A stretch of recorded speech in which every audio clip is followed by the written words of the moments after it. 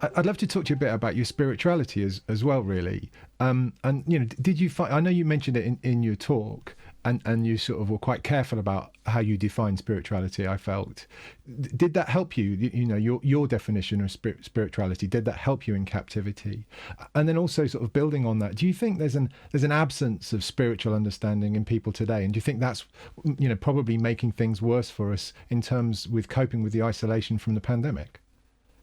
Well, I think the people are certainly concerned about spirituality. A lot of people are fed up with religion. If I could make a difference between the two, the religious attitudes where everything is, you just follow the rule and you're within a tight constraint and so on. You know what I mean by that. Yeah. But I think that doesn't mean to say that people are not don't have spiritual desire within them. I think they do. I put it this way, and you may want to call me a heretic for this, but let me just say what I feel. I think that life really, if you really look at it, is a great mystery. We really, it's full of mystery. Why are we here?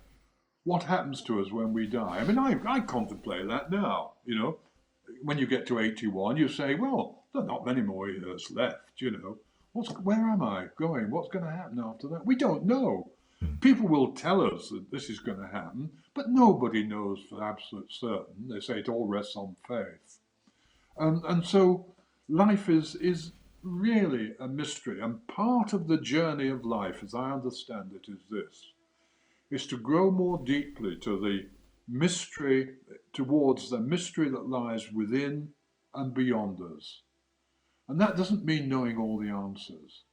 It means but trying to explore that. And this is where religion can help, because some of the framework of religion can be an aid to this. But religion and the framework, that is not the end in itself. And some people make, the keeping of the regulation, the keeping of the framework, to be the end in itself. The end in itself is beyond that, and spirituality lies beyond that.